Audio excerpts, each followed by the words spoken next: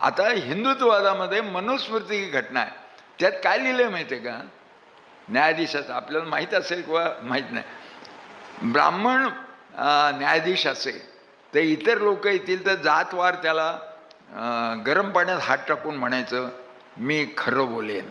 त्याच्यापेक्षा खालचं असेल तर तेलात टाकायचं बोट, असं म्हणजे एक बोट कामातून जातं. पण जर ब्राह्मण आरोपी असेल खून केला म्हणून, ब्राह्मण काही खून करत नाही असं नाही, तर न्यायाधीशानं गाय बोलवायची कोर्टात आणि तिचं शेपूट धरून म्हणायचं माझ्या हातून ब्राह्मणावर अन्याय होणार नाही. मी म्हणजे किती पार्शल न्याय होता. पार्शल न्याय हा जगामध्ये न्यायच नसतो. अन्याय म्हणजे काय? म्हणून मी अंशात्मक न्याय देतो असं हिंदुत्व राष्ट्र म्हणतात. स्वकन्येचा संभोग घेणाऱ्या पित्यास देहांताचे प्रायश्चित, पण तो ब्राह्मण असल्यास त्याला देता येत नाही, कारण ब्रह्मात्या हे सर्वात मोठे पातक आहे, त्याच्यापेक्षा पातकच नाही, म्हणून हे देता येत नाही. मग काय करावे? राजाने त्याचे धन घ्यावे आणि दुसऱ्या ब्राह्मणास द्यावे. हा एक आरोपी ब्राह्मण आहे त्याकडनं घ्यावे आणि बिगर आरोपी पण ब्राह्मणालाच द्यावे. पण पुढं परत म्हटले मनुस्मृतीत, पण राजाला ब्राह्मणाचे धन घेणे हेच मुळात पातक आहे. म्हणून त्यांनी हात सुद्धा लावू नये, त्यांनी एका ब्राह्मणाचं परभार दुसऱ्याला द्यावं. आणि मग करप्शन काय असतं? तुमचे पैसे तुमच्या टॅक्स आहे, आम्हाला न सांगता त्यांच्याच परभारात वाटप होतं ना, हे तसंच आहे. पण काळजी करायचं कारण नाही. हे हिंदुत्वात याचा हिंदू धर्माशी काही संबंध नाही. विनोबाने त्याची व्याख्या केली आहे. हिंदू म्हणजे अहिंसा, अहिंसा म्हणजे प्रेम. जी माणसं एकमेकावर प्रेम करायला शिकवतात तो हिंदू धर्म आहे. तुम्ही सगळ्या संतांनी सांगितलं. पण हिंदू अधिक हिंसा इज हिंदुत्ववाद. आणि हा हिंदुत्वाचा एंड काय होईल? जो तो राष्ट्रवाद म्हणून तो स्वीकारला तर गांधींचा सोडला आपण आणि तो स्वीकारला तर काय होईल याची उत्तर मिळालेली आहेत. म्हणजे रेमेडो माणसाला अंधभक्ताशिवाय सर्वांना कळू शकतं. कारण अंधभक्तांचं काय असतं, आपला मेंदू आहे ना, मी डॉक्टर म्हणून सांगतो, पहिला आपला मेंदूचा खालचा स्तर आहे तो सरपटणाऱ्या प्राण्यांचा आहे, सापाचा वगैरे, तोच मेंदू आपल्या डोक्यात आहे. आणि त्याला सापाला आपण किती पिल्लं केली, आपण किती अंडी टाकली हे स्मरत नाही, स्मृती नसते.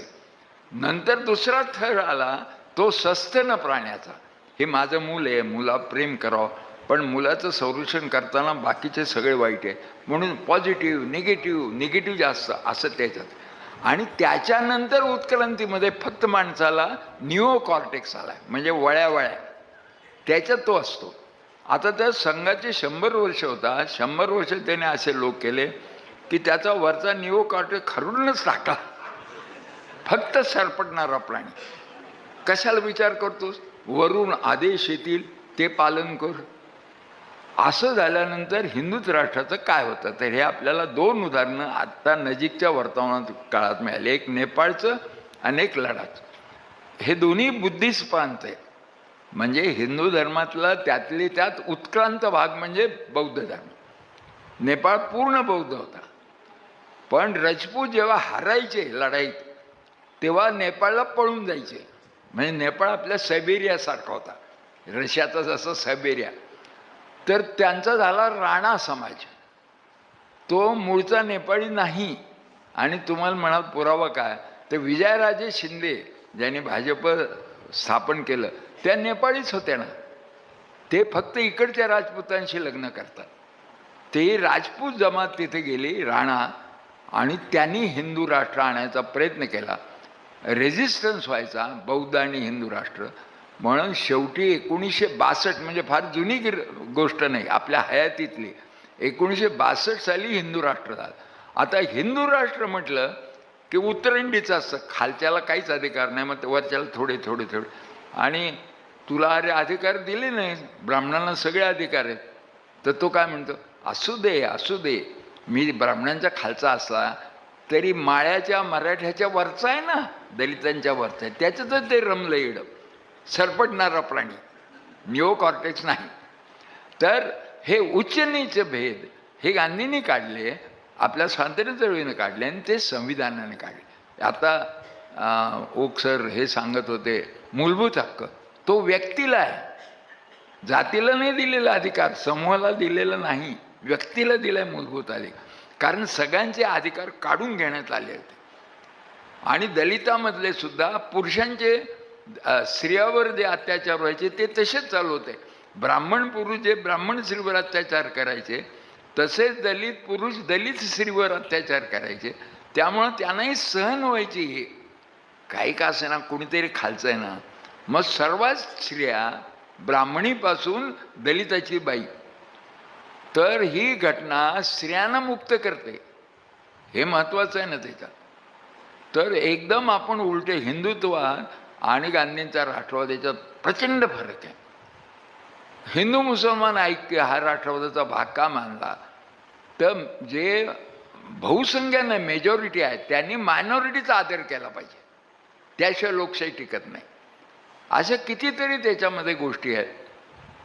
पण आज ओक आले इथे, मी त्यांचे आभार मानतो. त्याने म्हणजे एका आमच्या फोनवर कबूल केलं यायचं आणि त्याने आयुष्यभर हेच मिशन करावं. त्याचं एक कारण सांगतो. माझ्या पुढे प्रश्न आला होता, बाबासाहेब आंबेडकरांचं जाती निर्मूलन वाचलं आणि लोहियांनी सांगितलं, माझं जाणवं होतं 22 वय माझं, असं पकडलं. निवडू फुले मला त्यांच्याकडे घेऊन गेलं, तर त्यांनी पाहिलं, तर ते म्हणाले तुला सामाजिक काम करायचं आहे तर मेडिकलच विद्यार्थी मी, तर एक निर्णय आधी करावा लागेल कोणालाही, मला ब्राह्मण राहायचं आहे का मला भारतीय व्हायचं आहे. ब्राह्मण राहणं आणि भारतीय होणं हे कॉन्ट्रडिक्शन आहे. मग मी जाणवं तोडलं. आता तरी लोक ब्राह्मण म्हणायचे.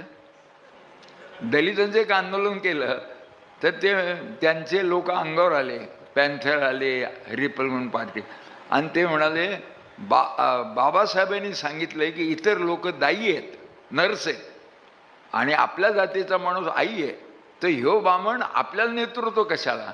पण त्या मुलांनी प्रश्न विचारला, आमचा जो प्रश्न घेतलेला आम्ही उपाशी मरतोय स्कॉलरशिप वाढवण्याचा, तुम्ही का घेतला नाही जातीचे असून. आणि मला सांगितलं जायचं नाही, आम्ही पाठीशी आहोत, आणि जिंकलं ते आम्ही. आज 3,500 मिळतात, त्यावेळेस 40 मिळत होते. कारण 52 साली खानावळीचे दर कमी होते, एकदा ठरलं तर पुढं ते रिवाईजच झालं नव्हतं, आणि हे इंदिरा गांधीच्या काळात झालं. तर त्याच्यातून एक आम्ही शिकलो की जात घालवायची कशी. कारण जात भारतीय माणसाला बिगर जातीत जन्म घेण्याची सोयच नाही. कोणी सांगा कुठल्या तरी जातीत जन्माला झाला आणि ते लोक दाखवणार. तर एकच मार्ग आहे, आपल्या स्वजातीचा विसरून परजातीवर जे जे अन्याय होतात, कारण इथे भरपूर अन्याय होतात, एक चांगली गोष्ट आहे. सेवा करण्याचं जे महत्त्व आहे आपल्याकडे ते त्याच्याचमुळे. इथं सेवा करतो मी म्हणलं की लगेच पाय पुढे करतात, दाबून दे. अमेरिकेमध्ये जर कोणी घरी गेलं मला तुझे पाय दाबायचे, तर तो पोलिसला फोन करतो की somebody who is a stranger, तो माझी सेवा करायला घरात घुसतोय, पकडा त्याला, आणि लगेच पोलीस येतात. आपल्याकडे सेवा करतो म्हणलं लोक तयार करून घ्यायला. तर आपल्याकडे करत नाही काय, दुसऱ्यावर असलेला अन्याय दूर करत नाही. तर आम्ही असं ठरवलं की आपण ज्या जातीत जन्माला आलोय त्यांचा सोडून इतरांचे अन्यायाचे प्रश्न घ्यायचे. आणि मग हळूहळू लोक मानायला लागले ह्यो आपला माणूस आहे.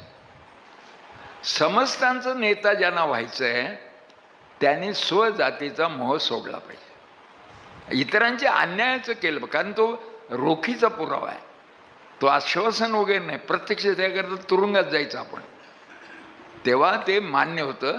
म्हणजे तिथे औरंगाबादला दलित आंदोलन झालं, त्याच्यामध्ये दलित लिडरने विरोध करून सुद्धा ती पोरं आमच्या बाजूला कशी राहिली, हा माझ्या डोक्यात प्रश्न आला. तर त्यांच्या अन्यायाचा प्रश्न घेतो आपण, हे महत्त्वाचं आहे. म्हणून अभय ओकांना आम्ही बोलवलं, तो आमचा योग्य निवड झाली आणि त्याने त्याचं सार्थक केलं.